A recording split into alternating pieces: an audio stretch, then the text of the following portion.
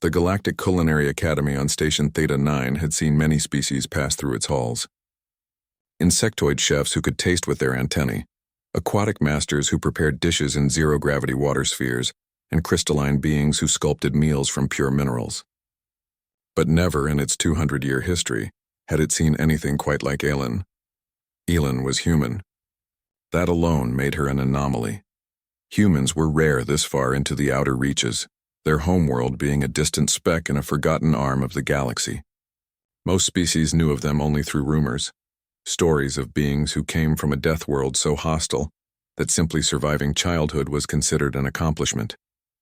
They were the species that had turned persistence hunting into an art form, that had climbed to the top of their food chain despite having no natural weapons, no venom, no armor. But Aelin hadn't come to Station Theta 9 to intimidate anyone. She'd come to teach. Her first student was Rokan, a young Vrexian, one of the galaxy's apex predator species.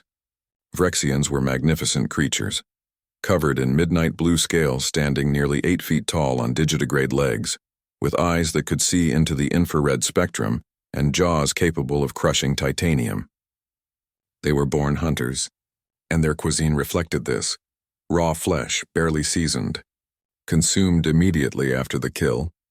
Rokan was the runt of his pack, barely 7 feet tall with scales that hadn't yet darkened to the proper shade. He'd been sent to the academy as a last resort. If he couldn't excel at hunting, perhaps he could excel at preparation. The young Vrexian entered Aelin's kitchen with his head held high, trying to mask his shame. Teaching cubs to cook was considered beneath most Vrexian adults. It was a task for the weak, the broken, those who couldn't hunt. And here he was, about to be taught by an alien who stood barely to his chest, with no claws, no fangs, nothing but soft skin and strange, forward-facing eyes. "You must be Rokan," Aelin said, her voice calm and warm. She didn't look up from the vegetables she was chopping, a technique that required precision Rokan had never bothered to learn. "Yes," he growled, the translator rendering his rumbling vocalization into galactic standard. "I am here because my pack demands it." "Good," Aelin replied, finally looking up at him with those unsettling eyes. Humans had binocular vision like predators, but they smiled like prey. It was deeply confusing. "Then let's begin. Today you're going to cook your first meal." Rokan's pride flared. "I have consumed thousands of meals." "Consumed, yes. But cooked?" Aelin gestured to the station beside her. "There's a difference between eating and creating. Today you create." The lesson was a disaster. Rokan approached cooking the way he approached everything, with overwhelming force and minimal patience. He burned the protein within minutes, charred it to an unrecognizable husk.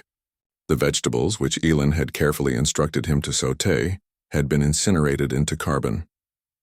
The sauce, meant to be a delicate reduction, had evaporated entirely, leaving only a blackened residue on the pan.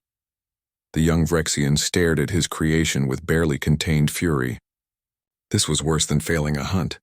At least in the wild, failure meant you went hungry. Here, failure meant humiliation. "I cannot do this," Rokan snarled, his claws scraping against the counter. "This is not the Vrexian way. We are hunters, not cooks." Aelin finished for him. She walked over to his station and looked at the ruined meal. Any other instructor would have disposed of it, would have lectured him on patience and technique.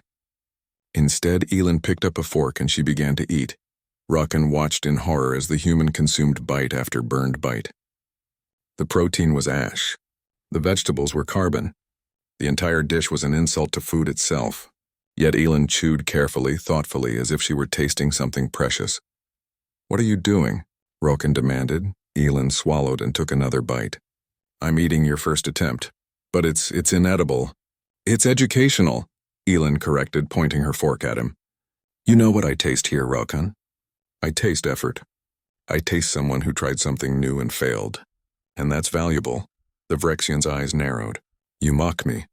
"I honor you," Aelin said firmly. She set down her fork and met his gaze. "Do you know how humans became the galaxy's best endurance hunters? Not because we were fast, we weren't. Not because we were strong, we weren't that either. We became apex predators because we were too stubborn to quit. We chased our prey for hours, days even, until they collapsed from exhaustion. We ate burned meat cooked over open fires for thousands of years before we figured out how to do it properly. Every burned meal was a lesson. Every failure was data. She picked up another piece of the charred protein. This is just your first burned meal. Not your last. You'll burn hundreds more before you get it right. And I'll eat every single one of them if that's what it takes to teach you that failure isn't the end. It's the beginning. Something shifted in Rokan's expression. His translator couldn't capture it, but Elin recognized it anyway. It was the look of someone who had been seen, truly seen, perhaps for the first time. Again, he said quietly. Again, Elin agreed. Weeks passed. Rokan burned meal after meal. And true to her word, Elin consumed every ruined dish. She ate charcoal-crusted meats and vegetables reduced to ash. She drank over-reduced sauces that could strip paint, and tasted under-seasoned broths that had all the flavor of cleaning solution. But slowly, imperceptibly, the meals improved.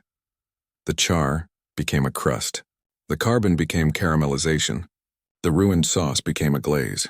Rokan's claws, meant for tearing flesh, learned the delicate art of seasoning.